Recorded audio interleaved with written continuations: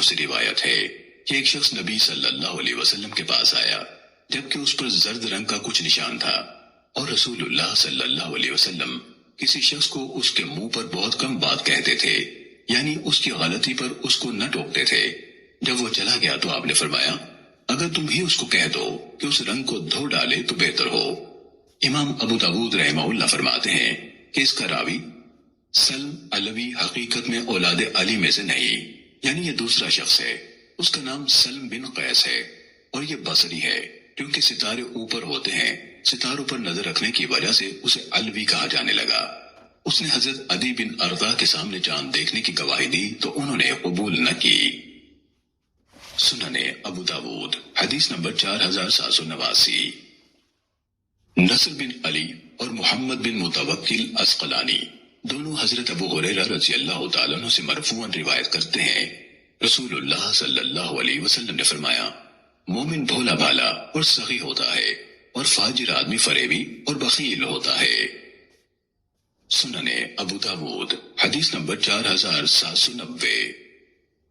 ام المومنین سیدہ عائشہ رضی اللہ تعالیٰ عنہ سے روایت ہے، ایک آدمی نے نبی صلی اللہ علیہ وسلم کے ہاں آنے کی اجازت طلب کی تو آپ نے فرمایا، کنبے کا بہت برا آدمی ہے۔ پھر فرمایا، اسے اجازت دے دو، یعنی بلا لو۔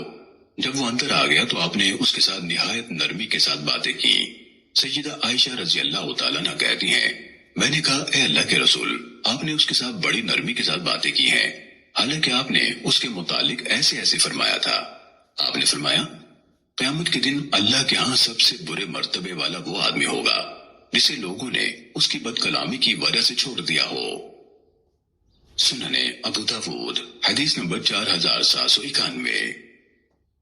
سیدہ عائشہ رضی اللہ تعالیٰ عنہ سے روایت ہے، ایک شخص نے نبی صلی اللہ علیہ وسلم کے ہاں آنے کی اجازت چاہی تو آپ نے فرمایا، کنبے کا بہت برا آدمی ہے۔ پھر جب وہ آپ کے پاس آ گیا تو آپ نے اس کے ساتھ بڑی فراخ دلی کے ساتھ باتیں کی۔ جب وہ چلا گیا تو میں نے عرض کیا، اے اللہ کے رسول، جب اس نے اجازت مانگی تو آپ نے فرمایا، کنبے کا برا آدمی ہے۔ جب وہ آ گیا تو آپ نے اس کے ساتھ بڑی فراخ دلی کے ساتھ باتیں کی ہیں۔ تو رسول اللہ صلی اللہ علیہ وسلم نے فرمایا، اے عائشہ، بلا شبہ اللہ تعالیٰ کسی بدگو تکلف سے بدگوئی کرنے والے سے محبت نہیں کرتا۔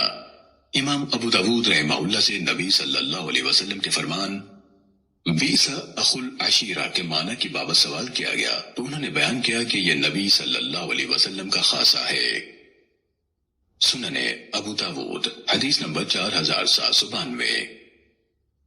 سیدہ عائشہ رضی اللہ تعالیٰ عنہ نے اس قصے میں بیان کیا کہ نبی صلی اللہ علیہ وسلم نے فرمایا، اے عائشہ، بدترین ہیں وہ لوگ جن کی زبان کے شر سے بچنے کے لیے عزت کی جائے۔ سنن ابو داود حدیث نمبر 4793۔ حضرت انس رضی اللہ تعالیٰ عنہ بیان کرتے ہیں کہ میں نے نہیں دیکھا کہ کسی نے نبی صلی اللہ علیہ وسلم کے کان میں سرگوشی کرنا چاہی ہو تو آپ نے اس سے اپنا سر دور کر لیا ہو، حتیٰ کہ وہ آدمی خود ہی آپ سے اپنا سر دور کرتا تھا، اور میں نے نہیں دیکھا کہ کسی نے آپ کا ہاتھ پکڑا ہو تو آپ نے اس کا ہاتھ جھٹک دیا ہو، حتیٰ کہ وہ از خود آپ کا ہاتھ چھوڑتا تھا۔ سنن ابو داود حدیث نمبر 4794۔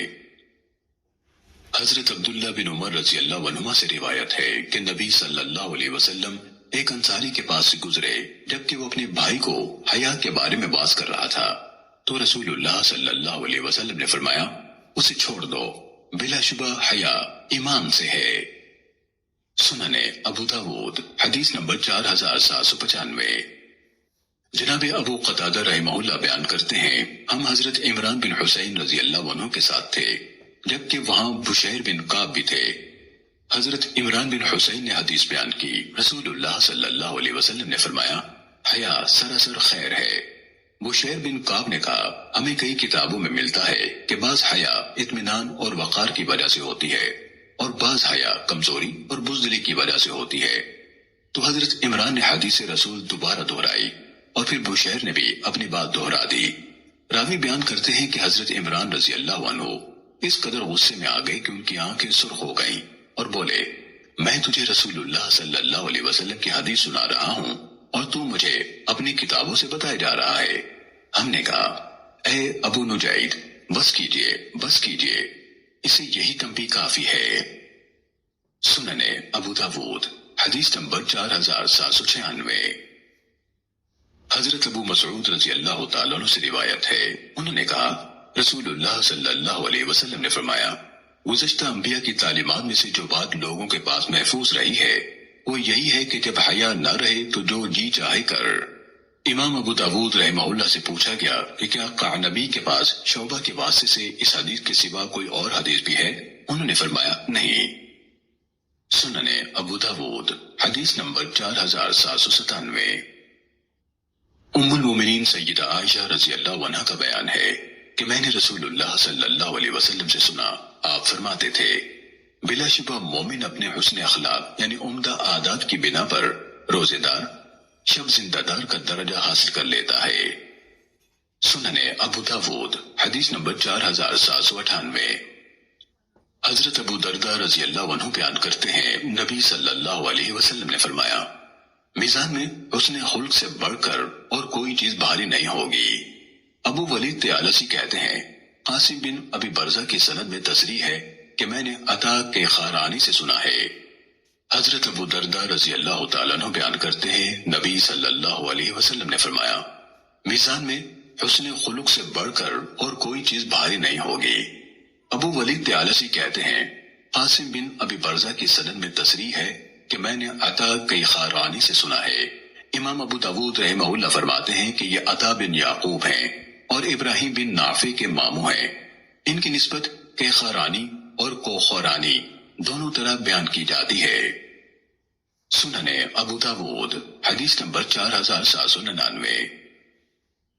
سیدنا ابو امامہ رضی اللہ عنہ بیان کرتے ہیں، رسول اللہ صلی اللہ علیہ وسلم نے فرمایا، میں ذمہ دار ہوں ایک محل کا جنت کی ایک جانب میں اس شخص کے لیے جو جھگڑا چھوڑ دے اگرچہ حق پر ہو، اور ایک محل کا جنت کے درمیان میں اس شخص کے لیے جو جھوٹ چھوڑ دے اگرچہ مزاحی میں ہو، اور جنت کی اعلیٰ منازل میں ایک محل کا اس شخص کے لیے جو اپنے اخلاق کو عمدہ بنا لے۔